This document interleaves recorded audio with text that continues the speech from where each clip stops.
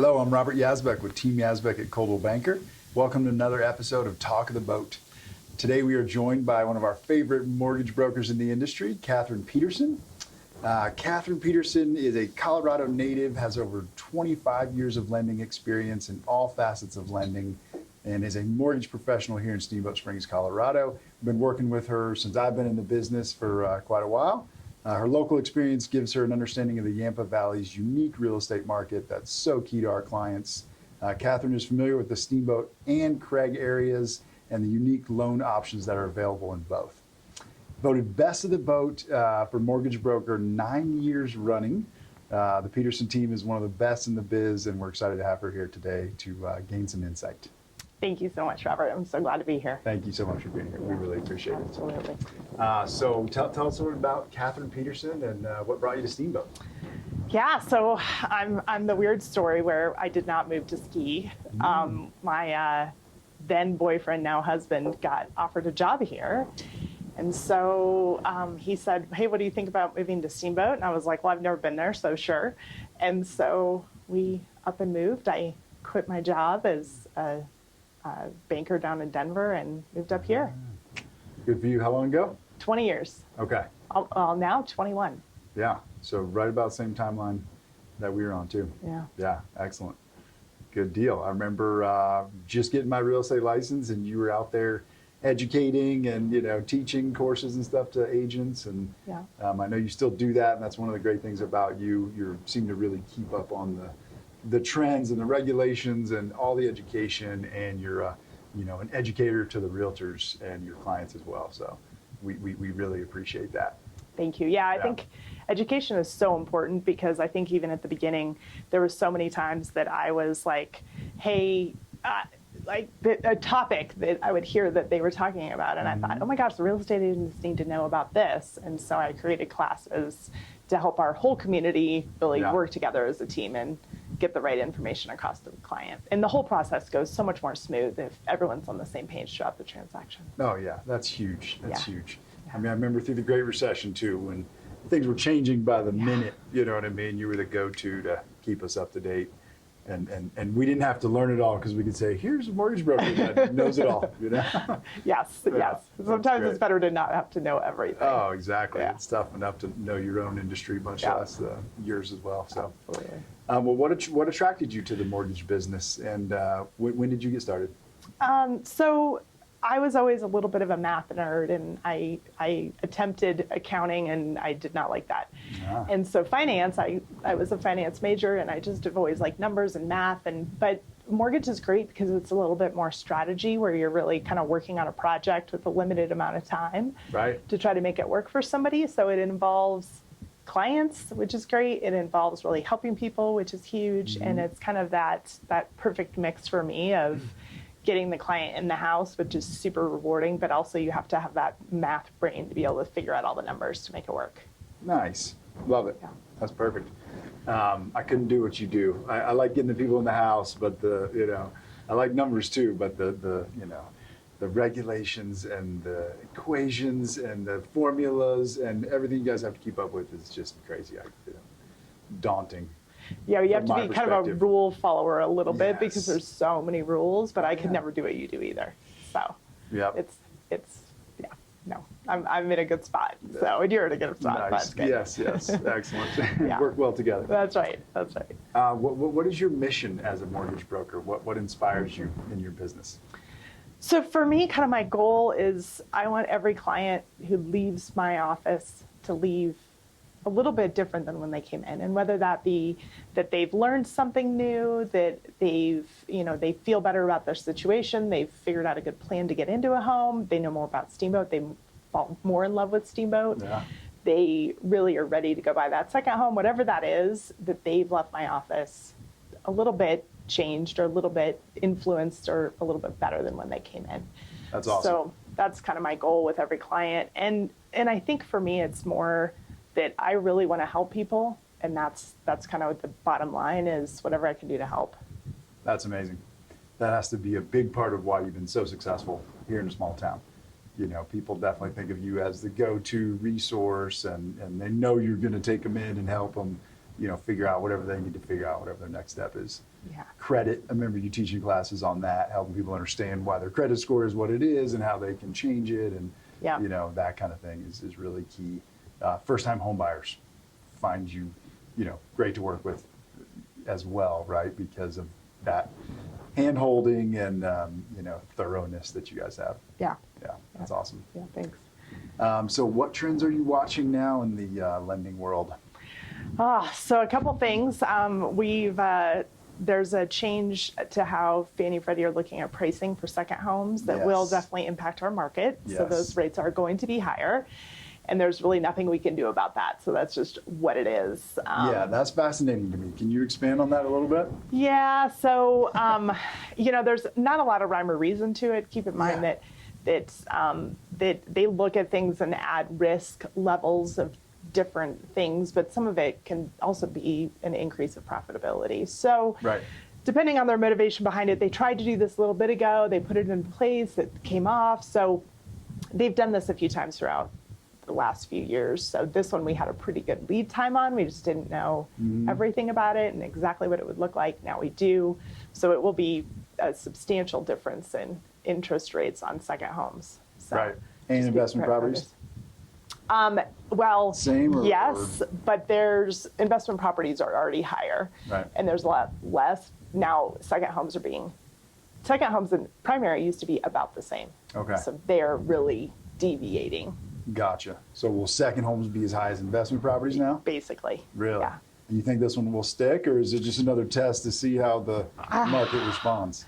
I think it'll stick for now. Fingers crossed. I mean, I hope it doesn't stick, but I Yeah. think it will. Yeah. Okay. So That's a big yeah. deal in our market. it is a big deal in our market. Huge. Yeah. The other thing is that we also are watching rates, and there's so many different perspectives on what that looks like. So far, we have seen a little bit of an increase. We would expect that to continue, nothing crazy over the next year, but it all depends on how things go economically and what the Fed does and how that impacts interest rates and the economy and all of those things. So Right.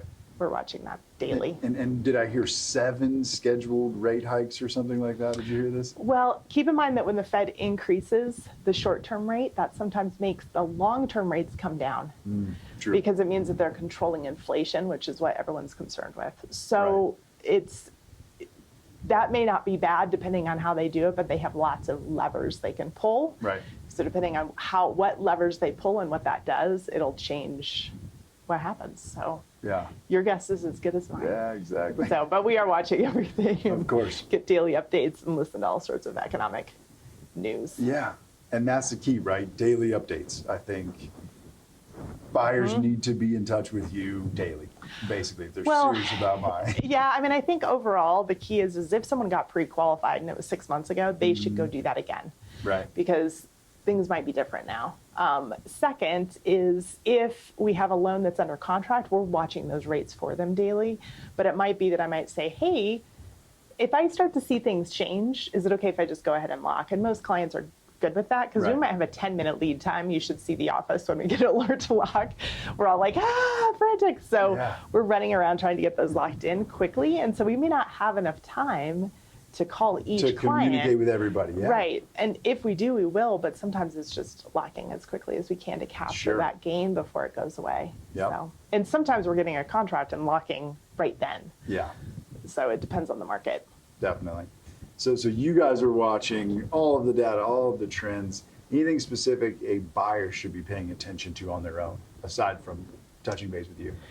I think in general, they can kind of watch things. Typically, the news is a few days behind. So if they want updates, they can certainly check in with us. But honestly, if they're watching it daily, they're going to drive themselves crazy. Okay. So the big thing is just to kind of watch, hey, what are the properties I'm interested in? You can't really do anything about getting a loan or all of that until you find a property anyway. I mean, you can get pre-approved, but you can't really do the rest. Right.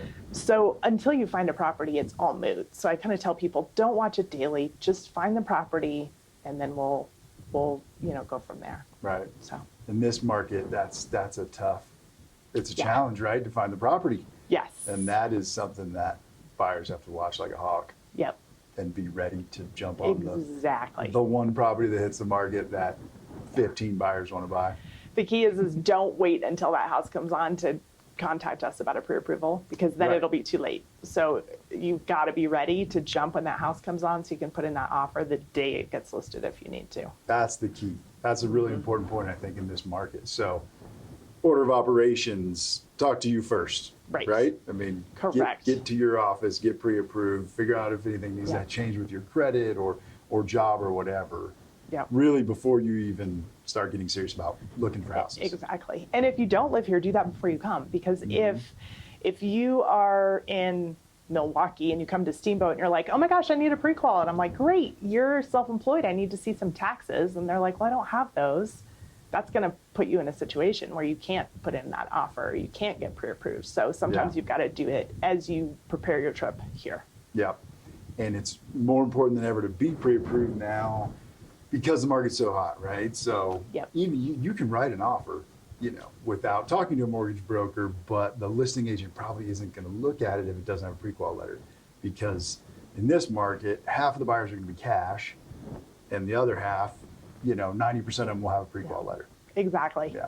Yeah, honestly, if I was the listing agent and I got a offer without a letter, that would be it for me. Yeah, it doesn't even matter. And I'm maybe a little bit, You're biased. yes, but no, you're absolutely right. But I also do the know same it thing. could go wrong. I've seen people Yeah. put in offers and they don't qualify, and that's a heartbreaking conversation if someone's Oh, yeah. under contract and then they don't qualify. That's right.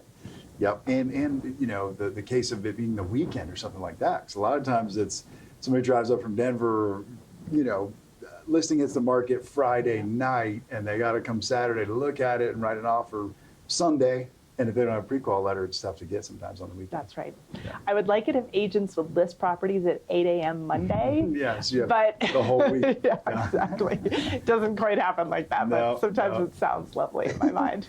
Sometimes we're shooting for Monday, but it's not till Friday until we have Right. all the photos and everything. Exactly. It's okay. It's okay. That's funny. So who is your ideal client, and how can they be prepared for you? Really, for me, an ideal client is someone that's purchasing or wants to refinance here, and that really kind of appreciates that high level of service and is, excited about purchasing, that kind of thing. I mean, really, we talk to so many different people. I kind of like that variety of person. Sometimes it's first-time home buyers, sometimes Yeah. it's second homeowners, sometimes it's huge loans, and everything in between. So Right. we like that variety. They're all rewarding and they're all awesome. I think for how people can be prepared is to call us as early as possible. It's okay if it's a year before someone buys, that's okay. Nice. Because then we can start to lay that groundwork of, hey, this is what to watch for on condos, this is what to watch for on credit, this is what you can do to make your credit score 10 points higher between now and when you buy. So those are all the little things we can massage, along the way to get them really set up and ready to go once that property does come on. So Nice. it's okay for us to start early. I'd much rather start early than Friday afternoon when they're ready to put an Yeah. offer that day. Exactly. I bet you get a lot more Friday afternoons than 1 year ahead. That is correct. But I almost never get my wish with the 1 year, but Yeah. I bring it up a lot. No, that's a good thing to keep bringing up. We do the same thing, and I don't know if you get this or not, but we get a lot of times people say they don't want to bother us. You know what I mean? They're not ready. It's going to be 3 or 6 or 9 months or whatever, and we're like, oh no. Let's start talking now. The more Yeah. properties you can see, and I would assume in your side of the business, the more you can kind of watch the rates and see what's going on and run numbers and everything, the better. That way, when the right thing does hit and you're ready to move, you're kind of informed and more educated as to what's going on. Yeah, just that terminology even sometimes takes some time to sink in of, they're Right. like, okay, now what if I buy a townhome and the HOAs are this or this? And so they really start thinking through things a little bit more as they move along in the process. And I think they typically will make a better decision if they have a little bit more Right. time to mull it over and think through the options. Because when that house comes on, you don't have time to think through the options. It's like, now you got to jump. Yeah. So it gives them that kind of I don't know, gives them time probably to soak in all the You got to information. process and learn. I mean, it's such a big deal and it can be such a nightmare. And the rest of your life usually doesn't stop, so you can go buy a house and get a loan. Exactly. You still have kids and jobs and travel and everything else. So Right. being prepared, I think, is key. Nice. So let's see. I mean, we're a couple years into the pandemic now. Any effects still, from COVID, you think, in your business? Oh, yeah, 100%. Obviously, Yeah. So we've gone to a lot Where are we more. now? Yeah, I mean, there's still video meetings. We do a lot of those, and it's great that more people are familiar and comfortable with video. Yeah. But also some changes, like they put in some self-employed COVID guidelines, Right. which just means we will now get more paper from self-employed people, hence the earlier pre-qual piece, where we look at year-to-dates to make sure that COVID hasn't impacted them. Now, I'll say that some of the rules should go away. They haven't yet, but we're hopeful. So it just means more paper for self-employed. And then the other thing is closings have totally changed. So we now have the option to do either hybrid or fully remote that we're working on right now. But hybrid close basically means you sign some documents at title. Most of them you do electronically. So the closings can be roughly 15 minutes. Nice.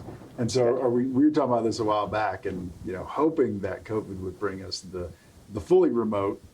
Are we there? Are we close? Can we do Yeah, so technically our Virtual? company, CrossCountry, can do that. We're in the process of talking to the title companies because you have to get all the parties okay, but we're in electronic recording county, so we can technically do it. Okay. So Have you done any? Nope. No. Nope. Okay. So, yeah, working it's on there. it. You can, Yeah. yeah. As soon as you'll be able to, then COVID will be over and nobody will want to do it anymore. Well, honestly, people still want to do that because imagine if you can't come to Steamboat, Sure. and you're in a state that also allows it. Well, we could potentially do that. So there's just different ways that it can really be helpful, including, let's say, you're homesick. You Right. could still close. Yeah. So there's a lot of different options that I still think it will be useful for, regardless of what's going on in the world. Nice. Cool. One of the little silver linings of COVID right. in our business, hopefully. Yeah, and even hybrid close has cut down the closing roughly 30 minutes. And when you think saving 30 minutes per closing for the client and you and the title Yeah. company, I mean, that's a huge cost savings benefit. No question. Yeah. Excellent. Good deal. So Steamboat is, part of why we're all here, and why we do what we do, and love what we do. What are some of your favorite things about Steamboat Springs? I love just like the small town feel, how I can, go to the grocery store and see people that I haven't seen in a long time. And you just kind of always feel like you're home. And it's, my kids get spied on wherever they go, which is great. Yeah. So, it's just I honestly wouldn't mind telling a kid that if I know the kid of, hey, I know your dad, how's it going? What you up to? So it's a great place for kids. There's so many outdoor activities. I love summer here. It's just phenomenal, camping and hiking, and it's such a great place to live. I wouldn't trade it for anything. Never gets old. No. I love running into people at the grocery store or somewhere that is on your list to talk to. I know. You know what I mean? Like, I need to call that person you ran into. Them. Hey, let's talk for a minute. Oh, I do like that. Although it can make grocery store trips very long. That's right. Yes. Yeah, you can't quite calculate your quick trip to the grocery store in Steamboat. It's kind of No, because you're like 10 feet, 10 feet, 10 feet. Or how many times have you been on the phone with somebody and then you drive by them? Oh, yeah. You're like, that's pretty funny too. I know. I guess we're not supposed to be on our cell phones in the car. Bluetooth, I'm on. That's right. Not calling my Yes. That is true. I know. And then you're like, oh, there you are. Yeah, exactly. Oh, I just passed you. That's funny. Yeah, it is. Yeah. Nice. Gotta love small towns. Oh, yeah. Awesome. Well, thank you so much for being here. Yeah. Thanks for being one of the best mortgage brokers we've ever worked with, and great resource here in Steamboat and in Yampa Valley. How can viewers support you and find you if they need your services? Yeah, so certainly we're online, call, swing by. We have an office up on Hilltop, and I would love to just answer any questions that you have. We're always up there to help. Excellent. Thank you so much for being a huge part of our business. And thank you all for joining us for another episode of Talk of the Boat. We'll see you next week.